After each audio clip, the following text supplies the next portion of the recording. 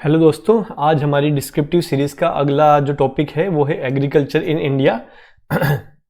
Agriculture हमारे India की actual में बैकबोन है। ठीक है, तो हम इसके ऊपर अच्छे से डिस्कशन करने वाले हैं। आपको पूरा कंप्लीट नॉलेज मिलेगा यहाँ से, ताकि आप अपना बहुत अच्छे से ऐसे लिख पाओ। ठीक है, और आपके पास कंप्लीट नॉलेज हो कि अगर इसी टाइप का भी अगर कोई ऐसे आता है जिसके अंदर एग्रीकल्चर का बहुत अच्छे से पार्ट यूज़ हो रहा है, तो आप वो यहाँ से यूज़ कर सकते हो। ठीक है दोस्तों, तो आगे बढ़ते हैं हम। ठीक है, this is me Dipendra Singh Shaktawat and this are my scores of last 3 years। ठीक है, और इसके अलावा कुछ इंपॉर्टेंट पॉइंट्स मैं आपके साथ में बताना चाहूँगा। ठीक है, दिस आर कि अगर आपको हिंदी में कंटेंट चाहिए तो प्लीज़ आप इसको ट्रांसलेट कर लीजिए। आप अपने एसेस को इन्फॉर्मेटिव बनाइए और इम्प्रेसिव बनाइए। ठीक है, और ऐसे टॉपिक्स के लिए भी तैयार कीजिए जिसके अंदर आपको इम्प्रॉम्प्टू आपको ऐसे लिखना हो सकता है। ठीक है, कि आपको ज़्यादा नॉलेज नहीं है लेकिन आपको उसके ऊपर ऐसे फिर भी लिखने को आ सकता है। शुरुआत करते हैं हम हमारे ऐसे की। ठीक है, एग्रीकल्चर इंडिया का जो है, अगर आप वो देखोगे तो वो हमारी इंडस वैली सिविलाइजेशन थी, वो वहाँ से डेट बैक्स करता है कि हमारा जो एग्रीकल्चर की हम जड़ें देख सकते हैं वो इंडस वैली सिविलाइजेशन से हमें नज़र आती है। ठीक है, और इसके बाद में हमारे देश को सोने की चिड़िया भी कहा जाता था।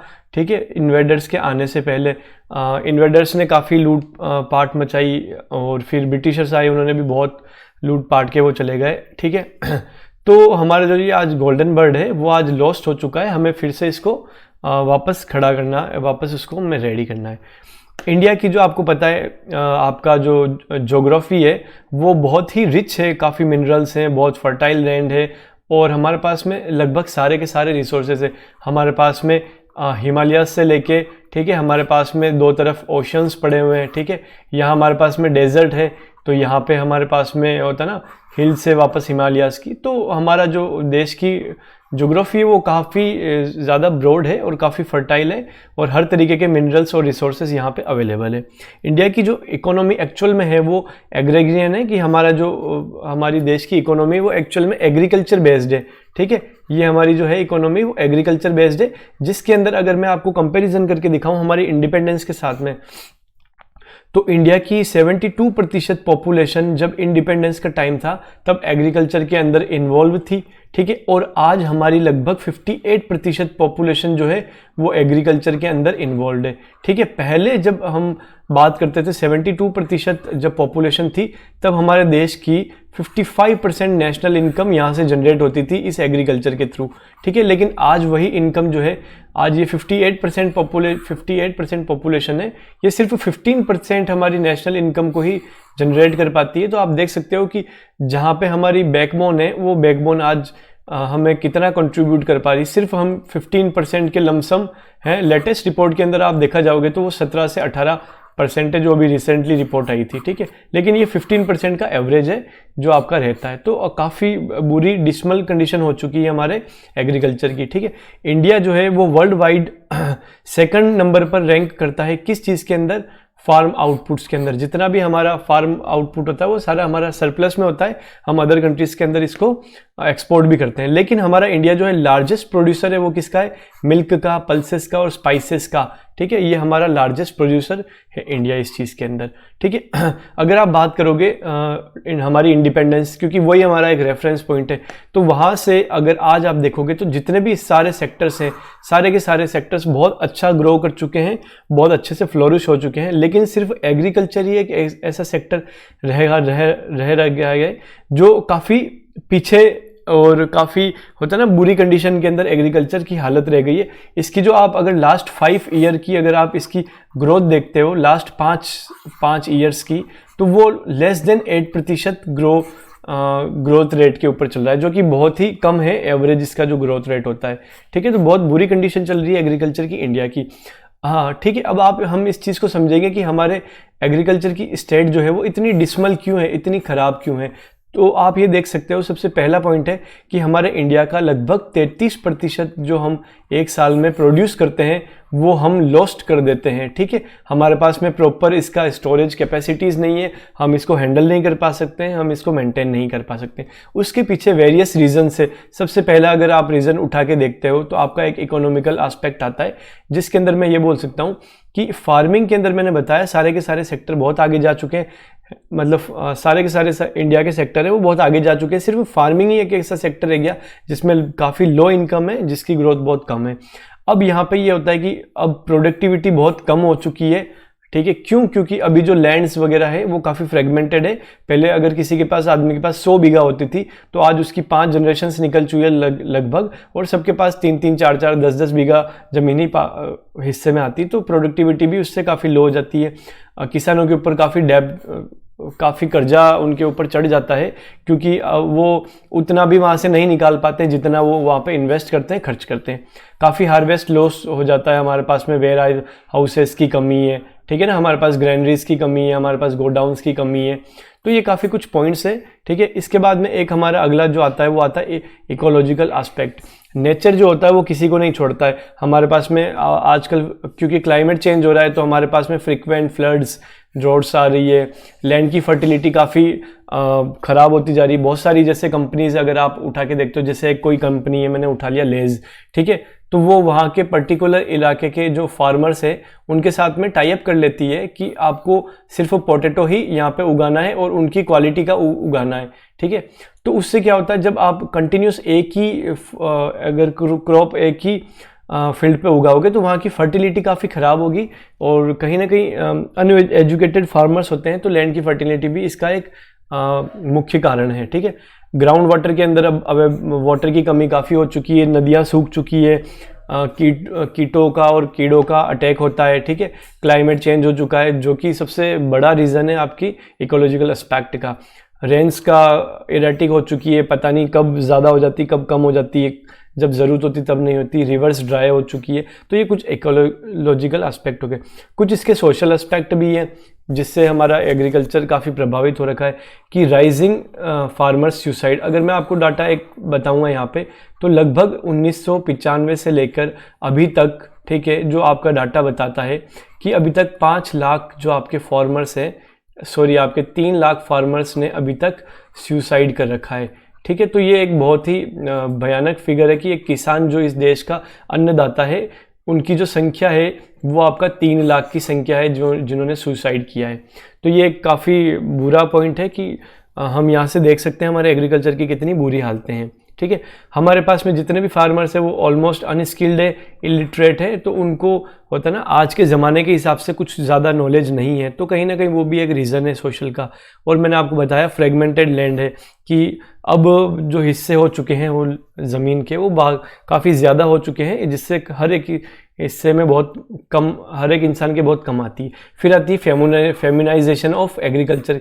ये काफ़ी इंपॉर्टेंट है, क्योंकि माइग्रेशन होता है जब आपके पास में खेती से अच्छी इनकम नहीं हो पाती है, तो आप कहीं ना कहीं वो माइग्रेशन होता है। और माइग्रेशन कौन करता है? आपका मेल करता है, ठीक है।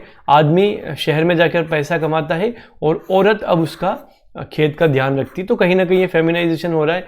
तो ये भी एक ज़्यादा स्ट्रॉन्ग पॉइंट नहीं है, ठीक है।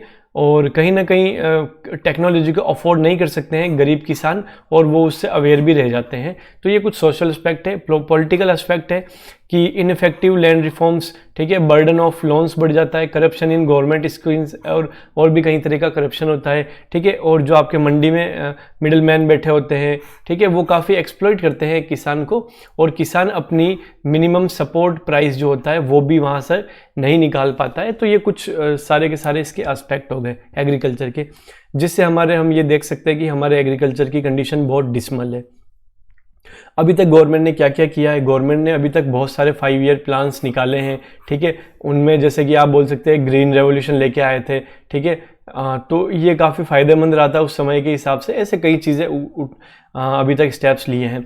नीति आयोग ने एक्शन प्लान बनाया था कि 2022 तक हम किसानों की जो आम होगी वो जस्ट डबल कर देंगे, ठीक है। उनकी आय, हम इनकम डबल कर देंगे। और आपको पता है, मैंने आपको बताया 3 लाख फार्मर्स की अभी तक सुसाइड हो चुका है, ठीक है। तो उसको भी हमको कम करना है, ठीक है। और काफ़ी स्कीम्स निकाल चुकी है सेंट्रल गवर्नमेंट, जैसे प्रधानमंत्री कृषि सिंचाई योजना, इलेक्ट्रॉनिक नेशनल एग्रीकल्चर मार्केट, जे एक ऑनलाइन प्लेटफॉर्म है। आपको जैसे अमेज़ोन और वगैरह फ्लिपकार्ट आपका ऑनलाइन सामान सेल करती है, वैसे किसान ऑनलाइन अपना होता है ना क्रॉप को सेल कर सकते हैं एक अच्छी प्राइस के ऊपर, ठीक है। तो ये आपको चीज़ ध्यान रखनी है, ठीक है। और अब जो लैंड का जितने भी लैंड रिकॉर्ड्स हैं उनको डिजिटल कर दिया है ताकि किसानों को कहीं ज़्यादा दिक्कत ना आए। बहुत सारे लोन वेवर्स की डिमांड उठती है, कहीं ना कहीं सरकार करती भी है, लेकिन इनका जो इम्प्लीमेंटेशन होता है बहुत टार्डी होता है, बहुत सुस्त होता है। और कुछ स्कीम्स है जैसे पीएम फसल बीमा योजना, पीएम सॉइल हेल्थ कार्ड, परंपरागत कृषि विकास योजना, ऐसी अनगिनत कई सारी स्कीम्स है जो अभी तक काम में आ चुकी है और काम कर रही है, लेकिन अभी भी ये चीज़ सफिशेंट नहीं है। दिस इज़ नॉट इनफ, हमें अभी और करने की ज़रूरत है, क्योंकि हमारे इंडिया की 58% पॉपुलेशन एग्रीकल्चर के ऊपर वर्क करती है, ठीक है। एग्रीकल्चर बेस्ड है हमारी पॉपुलेशन। तो ये स्टेप्स अभी तक उठाए हैं, अब हमें देखना चाहिए कि एक्चुअल में हमें करना क्या चाहिए, ठीक है।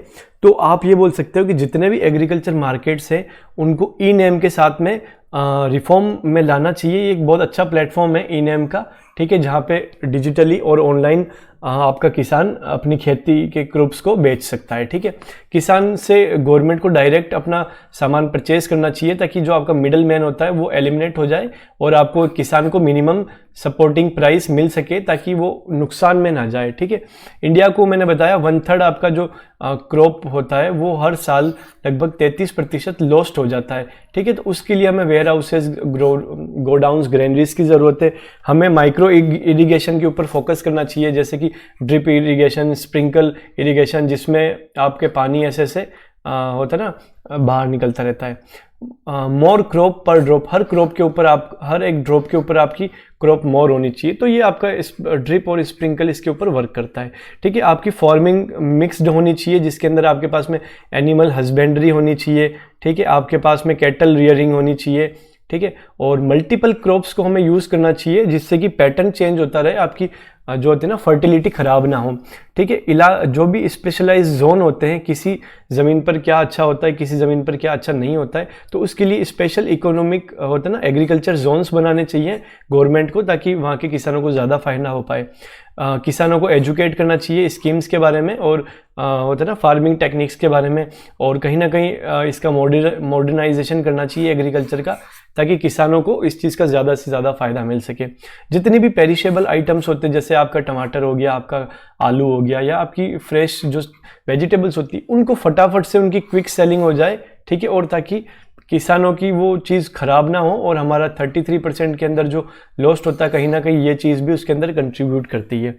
तो ये चीज़ हमारी वेस्ट ना हो जाए, हमें फेंकनी ना पड़े। इसके अलावा किसानों को कहीं ना कहीं एक अल्टरनेट इनकम की ज़रूरत है, जब तक कि हम हमारे किसानों को एक अच्छा स्टेबल लाइफ ना दे पाए, ठीक है। और ताकि उनका माइग्रेशन ना हो और उनके सुसाइड, उनका यहाँ से माइग्रेशन ना हो, ठीक है, और उनका सुसाइड के अंदर काफ़ी डिक्रीज आए, ठीक है। बेटर इरिगेशन फैसिलिटीज़ होनी चाहिए किसानों के लिए। ये सारी चीज़ें हैं जो कंबाइनली वर्क करती है, ठीक है। और ये तो थे, हम आपको जितने भी स्टेप्स है वो उठाने चाहिए, ठीक है। और यहीं पे आपका ये ऐसे ख़त्म होता है कि ये आपके पास में चीज़ होनी चाहिए, ठीक है ना। और इसके अलावा मैं अगर आपको बताऊं तो ये आपके है ना नेचुरल डिज़ास्टर्स वगैरह होते हैं, उसके लिए गवर्नमेंट को कुछ स्टेप्स उठाने चाहिए। जो आपके फ्लड्स आती है, ड्रॉट्स आती है, उनके लिए और कहीं ना कहीं हॉर्टिकल्चर, एनिमल हस्बेंड्री, फिशरीज़ को बढ़ावा देना चाहिए, ठीक है ना। और इन सब चीज़ों को जब आप इंक्लूसिव वे में आप जब स्टेप्स उठाओगे, तो आप कहीं ना कहीं हमारे किसानों की एक बेटर लाइफ हम दे सकें, ठीक है। तो इसके बाद मैं कुछ कोटेशंस देखता हूँ। जय जवान जय किसान, जो कि लाल बहादुर शास्त्री ने दिया था। Farmer is a magician who produces money from mud, ठीक है। एक फार्मर एक तरह का जादूगर होता है जो मड में से भी मनी प्रोड्यूस कर लेता है अपने क्रॉप के उस पर। किसान की उन्नति, देश की प्रगति, ठीक है। आई होप दोस्तों यह चीज़ आपको ऐसे अच्छा लगा होगा। इसको आप अच्छे से राइट करने की कोशिश कीजिए, आप के लिए काफ़ी यूजफुल कंटेंट मैंने प्रोवाइड किया। तो do not forget to like, share and subscribe, और do watch my other videos as well, and thank you very much.